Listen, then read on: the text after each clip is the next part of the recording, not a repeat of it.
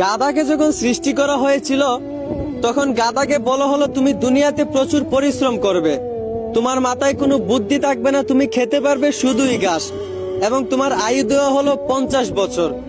এইটা শুনে গাধা বলল, হে প্রভু, আমি এত বছর বাঁচতে চাই না, আমাকে বরঞ্চ 20 বছর আয়ু দিন আর 30 বছর আয়ু ফিরিয়ে নিন।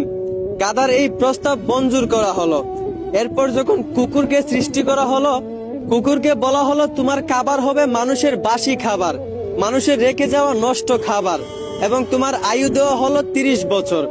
কুকুর এইটা শুনে বলল, হে প্রভু, আমি এত বছর বাঁচতে চাই না, আমাকে বরঞ্চ 15 বছর আয়ু দিন এবং 15 বছর আয়ু ফিরিয়ে নিন। সৃষ্টিকর্তা তার এই প্রস্তাব মঞ্জুর করলেন।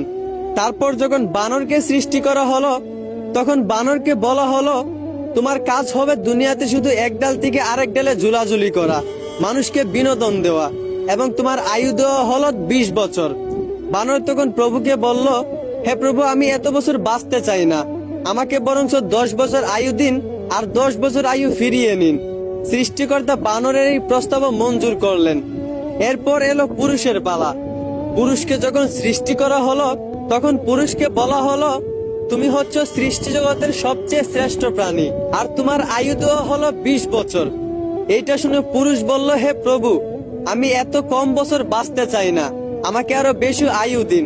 গাধা যে 30 বছর আয়ুটা ফিরিয়ে দিয়েছিল, সেই আয়ুটা আমাকে দিয়ে দিন, এবং কুকুরও যে 15 বছর আয়ুটা ফিরিয়ে দিয়েছিল, সেই আয়ুটাও আমাকে দিয়ে দিন, এবং বানর 20 বছর থেকে 10 বছর যে আয়ুটা ফিরিয়ে দিয়েছিল, সেই আয়ুটাও আমাকে দিয়ে দিন। সৃষ্টিকর্তা পুরুষের এই প্রস্তাব মঞ্জুর করলেন। মূলত তারপর থেকেই একটা ছেলে পুরুষ হয়ে বাঁচে 20 বছর, আর বাকি 30 বছর বাঁচে গাধার মতো। ওই যে গাধার 30 বছর আয়ু তাকে দেওয়া হয়েছিল।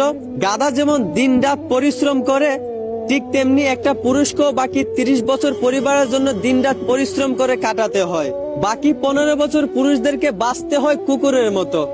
ওই যে কুকুরের ফিরিয়ে দেওয়া আয়ুটা তাকে দেওয়া হয়েছিল। একটা কুকুর যেমন মানুষ যা দেয় তাই খেয়ে বেঁচে থাকতে হয়, ঠিক তেমনি একটা পুরুষও বাকি 15 বছর সন্তানেরা তাকে যা দেয় তা খেয়েই বেঁচে থাকতে হয়। আর বাকি 10 বছর পুরুষদেরকে বাঁচতে হয় ঠিক একটা বানরের মতো। ওই যে বানরের 10 বছর ফিরিয়ে দেওয়া আয়ু পুরুষদেরকে দেওয়া হয়েছিল। একটা বানর যেমন এক গাছ থেকে আরেক গাছে ঝুলাঝুলি করে মানুষকে বিনোদন দিয়ে বাঁচে, ঠিক তেমনি একটা পুরুষকেও বাকি 10 বছর কখনো এই সন্তানের গায়ে ঝুলে, কখনো ওই সন্তানের গায়ে ঝুলে বাঁচতে হয়। মূলত পুরুষের জীবনটাই এইরকম। আশা করি এখন বুঝতে পারছেন একটা পুরুষের জীবন কতটা কঠিন। ধন্যবাদ।